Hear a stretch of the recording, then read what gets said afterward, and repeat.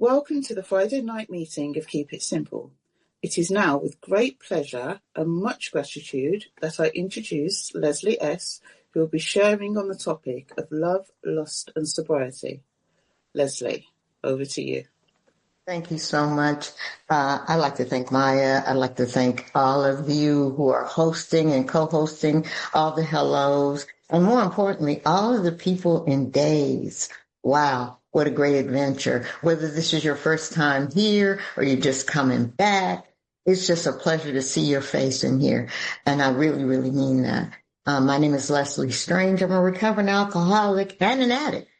My sobriety date is November 2nd. 1988. That means I have 37 years of constant, continual sobriety, but a lot of insanity weaved in between and a whole bunch of defects of character and a whole bunch of fears, but a whole bunch of successes. And one of the biggest successes is that I've consistently surrendered no matter how dark it gets. It's really funny you guys give me this topic, and these kind of meetings, whether it's the sex conduct or relationships or whatever, always packs them in because everybody's in search of the answer for a decent relationship, whether it's with your children, your mom, the job, the federal government, the police, whatever it is. And I'm going to tell you now, sorry to disappoint you, I don't even know. But what I can tell you is I am an expert in screwing up. I'm an expert in not being perfect. I'm an expert in knowing my defects. And I'm an expert if I don't see my defects and I can't see my own ears, I know how to pick up the phone. I am shameless with that. I've become great in being able to be non-resistant to suggestions given to me by my sponsor. I'm good at showing up for my sponsees. I'm good at listening because I've done a lot of fifth steps and good at recognizing fear today and recognizing powerlessness, because the powerlessness never goes away. You know, it's always sitting here on my shoulder like this little angel I put over here. You know, it's always on my shoulder. Yeah, I set that up on purpose. You know, I set up my little spot so I could speak. So if you're coming in here thinking I got the magic answer to whatever eats your lunch and keeps you awake at night, I don't. But I do have some things I can offer for your consideration. I got sober at 28 years old, and I got sober when I was young and immature, and I was single. I didn't have any children. I'm the eldest of two children and a mother that raised us in Los Angeles, which is where I created my foundation, or God planted me. And I'm going to qualify for being an addict and an alcoholic because there is a slight difference. For me, the difference is that one's wet and one's dry. That's what an old timer used to say. One's wet and one's dry, and they'll both kill you. It just seems like alcohol kills you on a slow plan. Cocaine kills you fast, and that's what catapulted me and jetted me in here, was that cocaine. I was probably almost cool until somebody offered me that little white substance and said, here, try this. I didn't ask them that, hey, 20 years later, 10 years later, am I going to be addicted to this? I didn't ask them what it did to me. I just wanted something to make me feel different. See, some of the language I use today, I didn't have back then. I thought I was just partying. I thought I was just hanging out with some friends. I thought everybody was my friend, especially if you had something. Mind altering, mood altering, a pill. I remember crushing up black beauties. Now, some of y'all might be too young, but I remember I was a Venice skate beach bunny, and all I had was skates, and I would skate all of them down Venice Beach with my best friend, and we couldn't find any weed, and we couldn't find any, we didn't have money for alcohol, so she'd get a couple black beauties, and we, you know, they were little pellets inside, and it was a capsule, we'd break it apart and crush it up on the back of a nasty toilet in some nasty public bathroom, and we'd snort it, and I mean, I would experiment with everything. And the funny thing about it, I never once thought that this could kill me. I never once thought that I could take one and drop dead. I mean, other people had done it, but I was so arrogant and cocky in my disease, I didn't think it was going to kill me like that. And although it didn't physically kill me, it almost did, but it spiritually and mentally killed me. It killed me in my spirit, in my soul. I didn't know I was digging a grave. But what you guys did is, even though I was half in the grave and half out the grave, you guys threw me a lifeline. And the funny thing about it is I was willing to grab that rope, come up out that hole, with you guys pulling me up out that hole of hopelessness, of confusion, of not understanding the spiritual malady. Had no clue about spiritual nothing. I just felt like a junkie.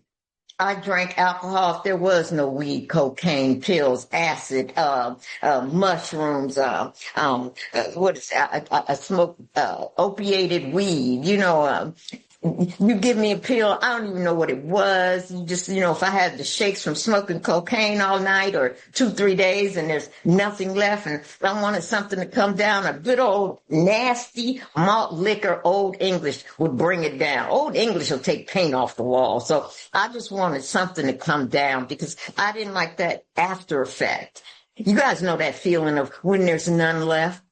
You know that feeling when you're 3 hits away from the last hit and you know you're getting low?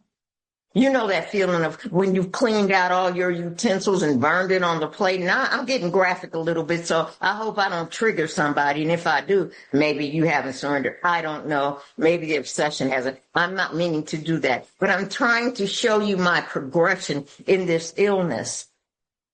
And I'm going to get on the topics quickly. So when I got to the last rung, that crawling around on the floor, I have hardwood floor in my house, right? And if I see a little dust and I see some crumbs or something, I don't know if it's subconscious. I got to get the broom out and sweep that up. Not that it reminds me of what it was like back in the day, but something in my subconscious says, that's nasty, that's dirt, sweep it up. Back in the day, I'd have been smoking toenails and Rice Krispie bits and cereal stuff and whatever's on that floor, dust. I'd be digging in pockets. You ever dig in pockets and outfits and jackets you didn't even wear? Oh, I'd be in the middle of socks. You know how you got that big piece of lint in the sock and dig down in the sock and you got to get that piece of lint out because you could have swore you had something in your shoe. I mean, insanity. And I would find myself in the most peculiar places, in the most peculiar, physical positions with weird people and claiming everybody was my friend. And it was just insane.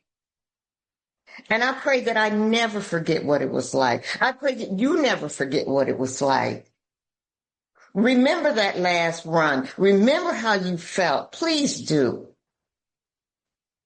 Because we pray that you don't have to go back to see again, to experiment, or like they used to say, be a scout when you come back with arrows in your behind. We pray that you find a place that you can sit and settle and grow and become who you are meant to be. So I started coming to the meetings voluntarily. I had a good job, and after I had over 30 days or so, I told my job I had a problem, and that was before HIPAA, but they would keep that, because we had a union, and they'd keep that close, and they recommended that I go to some outpatient after work, and I did that for a couple months.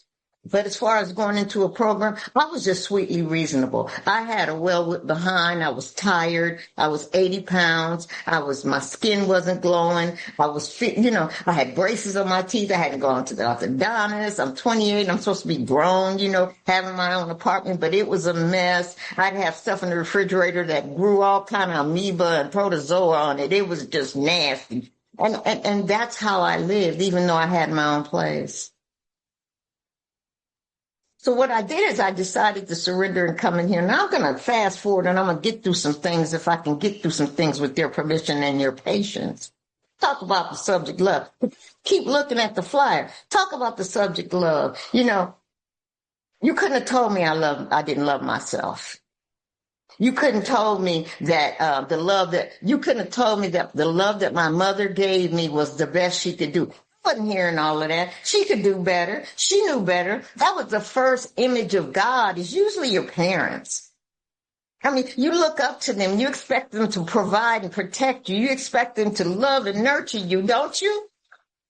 I mean, those of us who have children in recovery, we try and we accomplish with the help of these 12 steps how to love, how to embrace. And what I also learned when I came into the rooms is there's different types of love. There's agape love, there's eros love, there's all kind of different types of love. Platonic relationships. We get a lot of those. We get to be friends with guys like Daryl. And from day one, I could say it honestly. I know some of you are saying, say you love me, you don't know me. See, we have these conditions and these judgments and ideas of what love's supposed to look like, based on our favorite novel, our favorite movie, our grandmother, the people who say they love you and they treat you. And don't let it get into an intimate relationship with a partner. See, we have those things, if you're anything like me, called the supposed to. Who's sharing the screen, beloved? Thank you. We have those things called intimacy. Intimacy doesn't mean that we're going to jump up and down the bed together, Andrew. Intimacy, that me and you have a spiritual connection between the two of us, and it's organic. And most importantly is, I love you with all your good and all your bad. Now, that don't mean I need to go fishing with you, because see, everybody can't get in your love boat. On an intimate level, everybody can. So if you're anything like me, and I use love and sex as a tool to either get more drugs or to get you to stay with me because I thought I was good at what I did, had some great sex sponsors. I had some terrible ones too. We were reading in Chuck C's book, and we're in the Q&A in the back of the book, and they talk about love and talk about emotions and can you have sex in sobriety? Well, you can have the physical act of sex, but Chuck said something real get identified with, and it punched all us girls so hard in the stomach. We just had one meeting about that one question. And sex, society, and comfort was something that I always searched for, acceptance in those areas. But what I did was use the God-given gift of love, what I thought, or intimacy, what I thought, or affection, what I thought it looked like. I used it as a weapon, not a tool. See, you guys get to teach me. I'm moving a lot because I'm excited. You guys get to teach me how not to expect the unexpectable for someone who doesn't know how to do it, namely self. When I gave of myself physically and mentally, and I got into whatever he wanted, and this isn't sobriety, he wanted to be an owner of a clothing store, I drop all my dishes and I run over there and help him. This thing was about satisfying other people, but the truth was, it was all self-related. See, if I satisfied you, you wouldn't turn and look at her when she walked by. If I satisfied you in all those material and weak areas, you would stay. How many of you guys claim you have abandonment issues? I think that's sometimes a cop-out. You ain't got no abandonment issues. For me, I'll say, I have abandonment issues. I don't know how to stay when the stuff gets thick. See, they have a thing that says in the 12 and 12 that boy meets girl on AA campus. And y'all just crack me up with these internet relationships. They're so cute. He all the way in Canada and you all the way in Alabama, but y'all go together. So what I found out is when I get into relationships, and I don't know if it's God's will or not, because we say in our steps, we pray for the knowledge of his will and the power to carry it out. Well, if I haven't done the steps yet, I have no clue who I am. I have no clue of what my assets and my liabilities are. I have no clue that fear is the food that feeds my insanity, even in my actions and even in my sex conduct. So when Chuck said that, it's the love of self that you give to somebody. It's not jumping up and down on the bed and being in the wet spot. It's not about that today. I'm 65 years old. I could live without sex. Sex is cool, but it ain't all that. My sponsor says boys are like buses. You miss one, you can jump on another one. It's not that important to me no more. Make love to my mind. Make love to my soul. Make love to my spirit. I do. See, the big book talks about, just like my body, I have to do some preparation to come on here with you guys because I want to impress you. Yes, I do. I don't want to look like, I want to make 37 and 65 look pretty okay. So I had to wash up my body and I had to do this. I even sprayed perfume and we ain't got smell-o-vision yet. I even made sure I smell good to me. You know what I'm saying?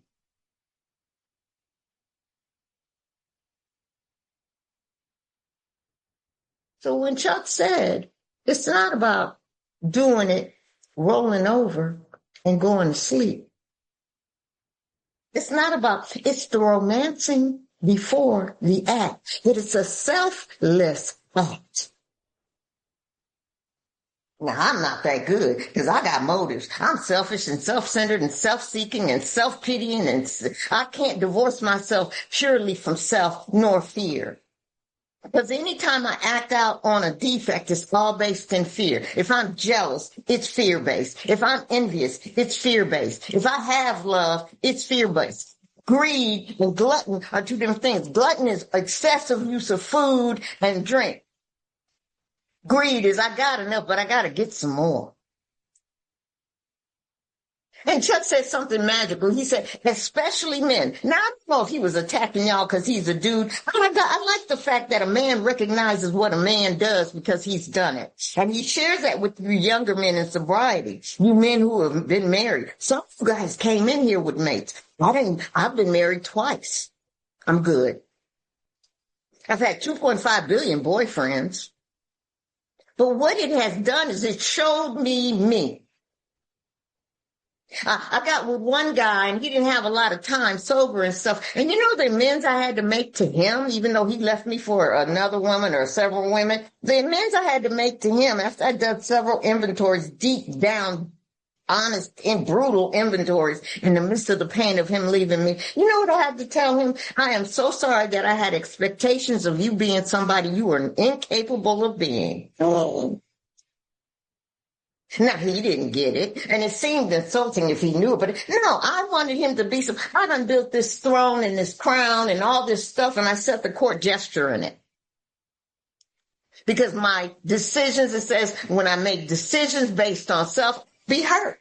Friend of mine, Leon Strange said, well, if you're tired of getting screwed, get out the position, Leslie. I had a bracelet one time, and it had a statement on it. It was really cool. It said, I love me more than I love you. And I said, oh, that's a selfish little bracelet. But you know, I bought it. Value. See, one of my moments of being quiet and thinking about things, that's kind of meditative for me. So I love me more than I love you. And then Spirit said, so that I can love you more. Shut up. I put like on a plane, I fly a lot. Like on a plane, you know, we don't pay no attention to them stewardesses doing all these directions. But I do wake up when they say, if the oxygen mask drop out the roof of the thing, of the cabin, you put it on you first, then you can help somebody else.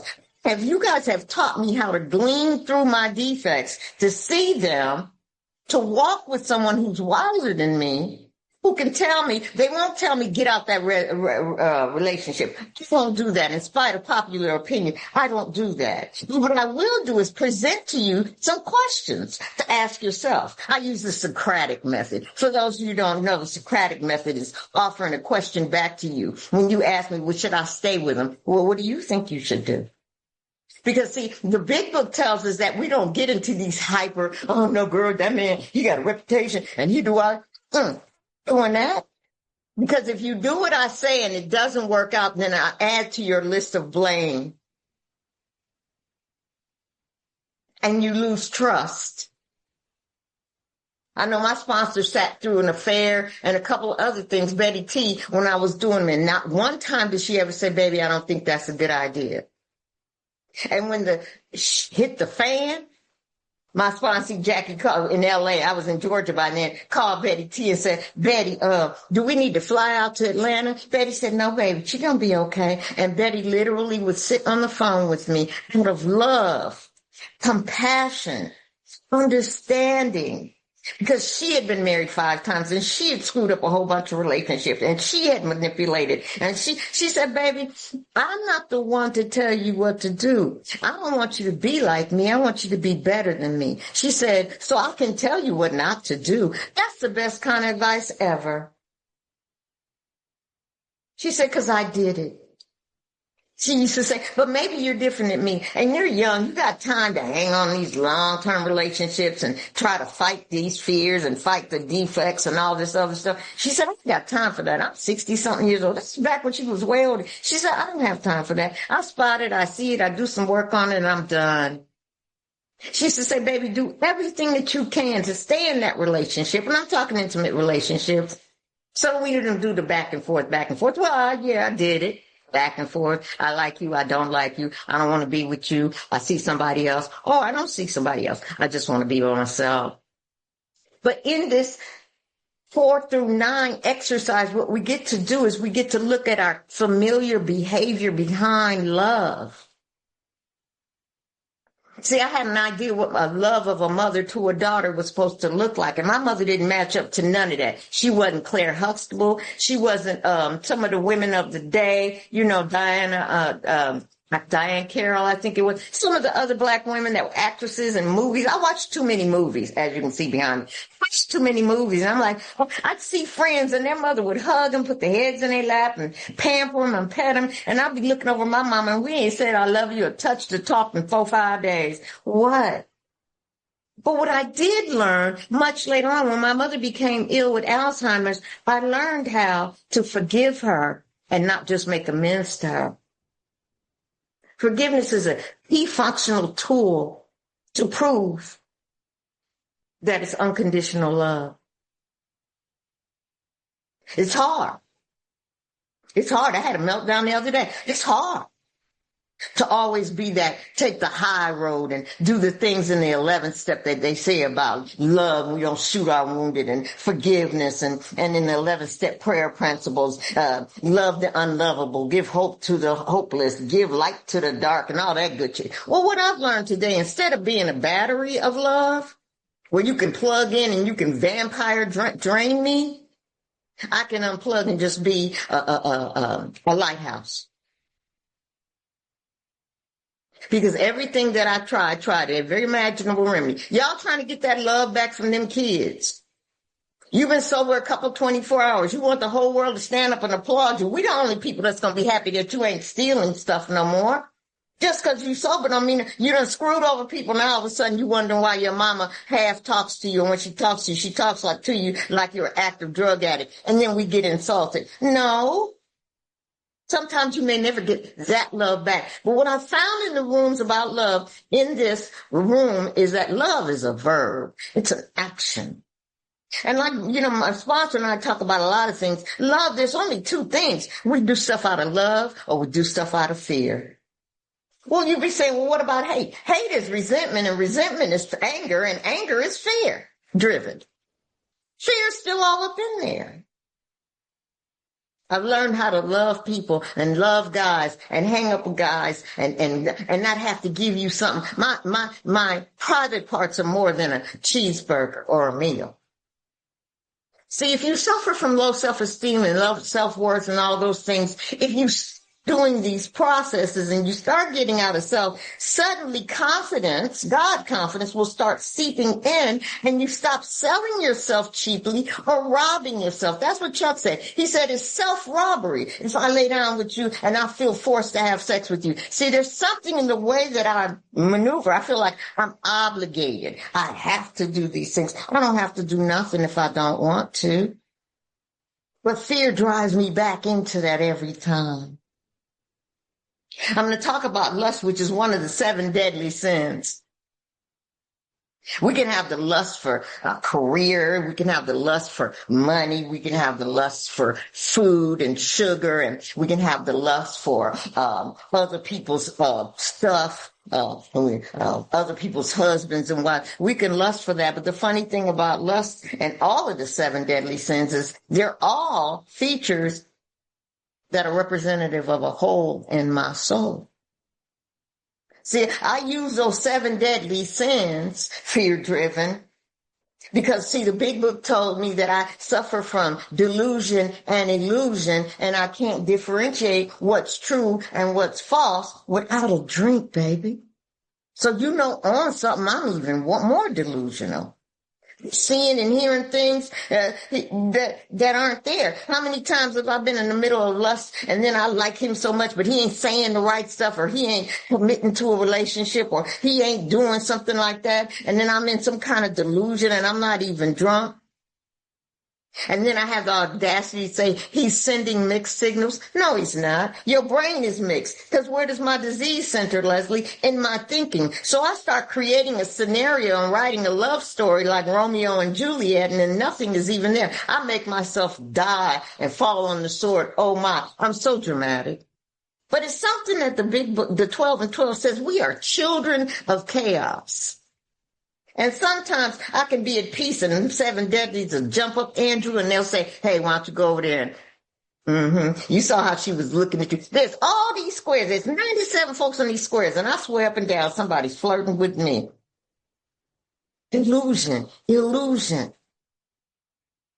And I have such a hole in my soul. I have a big gaping hole. That's why alcohol and drugs fit the puzzle piece of my soul. It fit the shape of my beating heart, of the hole in my soul, till it didn't. So now I'm like a little kid playing with different shapes and octagons and triangles, and I'm trying to put these in that hole. And there's only one thing that can fill the empty soul hole, and that's Most High. But you don't know that until you've done the inventory and talked to somebody about these things over and over and over. And then you got to put them in action and see what don't work. And then sometimes my ego was so big when I was new, I was ashamed and embarrassed. I said, I ain't messing with him no more, because when I'm mad, I say all kind of stuff. But when I'm not mad no more, and I done told y'all about him, her, or it, then I go back to them, I'm ashamed to tell you. But do you understand the sponsors in these rooms have already done that? And if you have a sponsor that judges you, I'm sorry. You know, the book talks about no hysterical thinking. So lust is nothing but a tool of the ego to get me settled back into thinking that's going to fit the hole in my soul. Then get you 2, 3 girlfriends, gentlemen and women. And don't take a drink, and don't stab nobody, and don't go to jail, and don't put no sugar in nobody's gas tank, and don't put no bleach on nobody's clothes. And let's see how that works.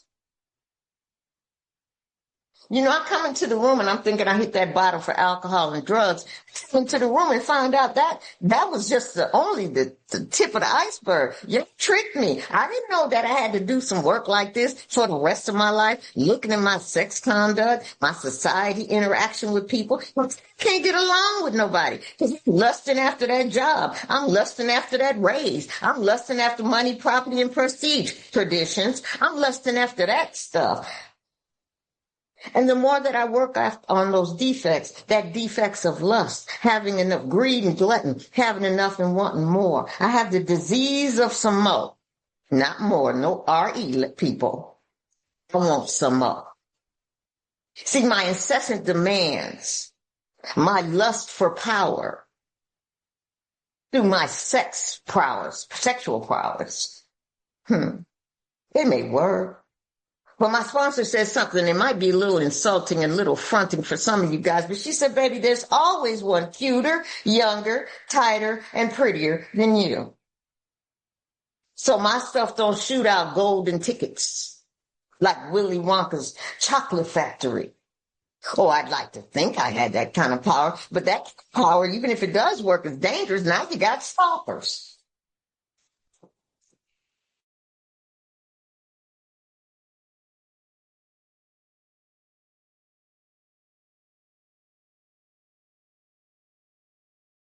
Fetal position, I'm depressed. I don't eat when I start losing weight. When the lust button doesn't work, I start losing weight and I start feeling sick. Why? Because I started putting that defect in front of my God. I put that defect, that man, that woman, them kids, that job in front of God. They told me early on, this is the divine order of walking in this program. It's God first, right? My recovery second. That's including me, of course.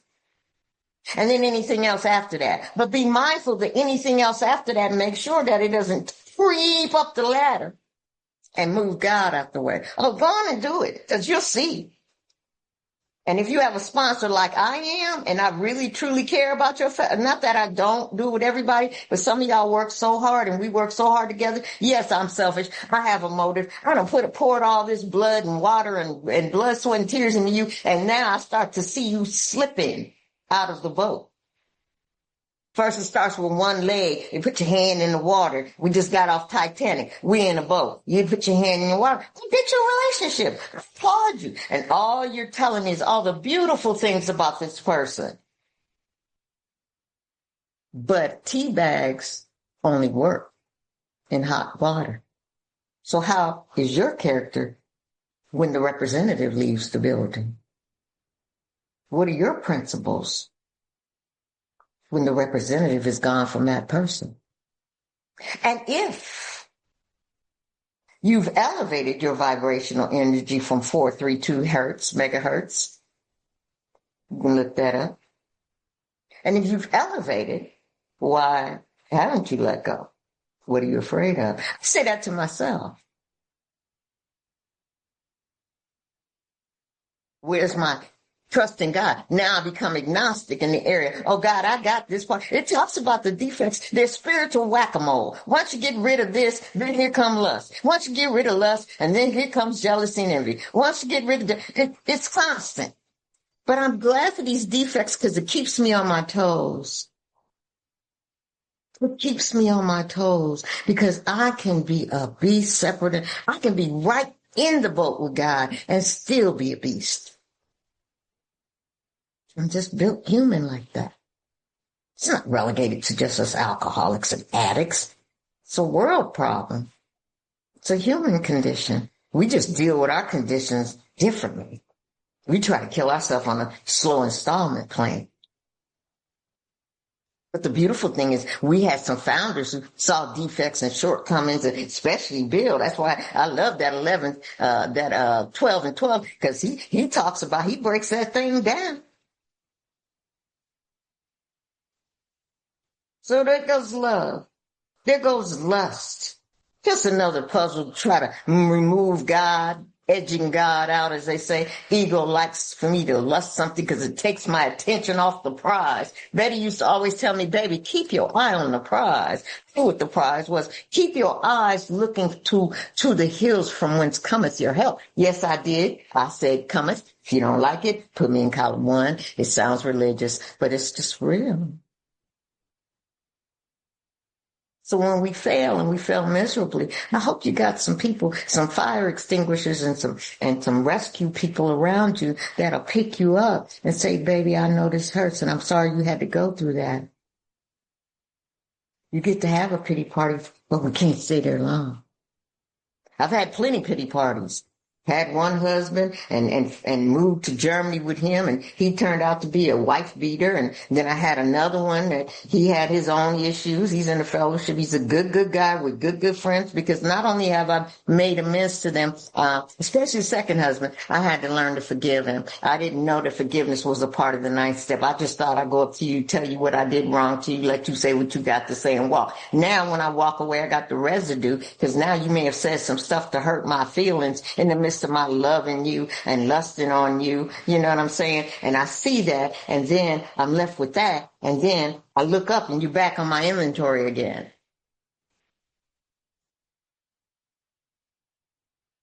And you're back on my inventory again because I never forgave you. But I expect you to forgive me because I'm showing you I work program. I'm that grand. Arrogant as hell. See, I can see me so clearly sometimes, but don't get it twisted, friends. I still need a seeing eye dog, because I'm blind as hell. My seeing eye dog is the spirit of the universe that comes through my sponsor. Not only is she my seeing eye dog, she's also my cane with the red tip. She'll tell me, step off this curb, baby. Wait, the light is red. Oh, okay, let's go. It's green. I need that because I can't see me. My third eye is covered sometimes. I'm not that spiritual all the time. I can't see me. I am never under the delusion that I can handle this by myself. I can take a God, I'll be right back finger and I go take a emotional, spiritual vacation, but I still keep God and first. I was talking to a sponsee last night and she may be on here. I'm pinning myself and I'm talking to me right now. I'm talking to God, but I was talking to a sponsee and she was saying that, there was somebody she's really interested in. It feels so organic and it feels so good and it feels so real. And I said, baby, the last time you were here, I wasn't telling you to let go of that. What I was saying is, in the midst of your getting, don't forget what you were given. You were given a God of your own understanding because you've gone through the steps. You've gone through the steps. You stayed consistent. You stayed without, you and I talk. And you put your recovery behind. I've done that. That's a painful place because when that plane starts to lose altitude and you crash emotionally, nothing's more painful than crashing emotionally. And then you run up into a meetings. If you're like a girl like me, I run up into the meetings. I'm sitting in the meetings and I leave the meeting feeling just as bad or worse than when I went in. Then I call my sponsor and I do all the things. I call her, I tell her everything, and then I still feel bad. Then I do all the prayers and I be praying with my whole heart. God, please save me, help me. Or I substitute. I go from one to another. You can swing from one phallic symbol to another, but sometimes Tarzan even falls in the jungle. Oh, that was good. I thought like that.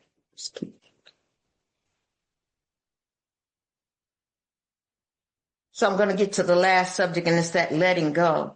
I can't let go of nothing. I have to hold on till my nails are skinned back.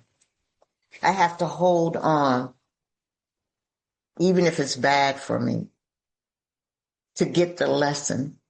If I don't lose my mind. Then, we say the consequences of some of our choices is jails, institutions, and death. And they talk about that a lot about, when we're in the midst of our disease and we're in our cups. But I think jails, institutions, and death can also come when you're stone cold sober.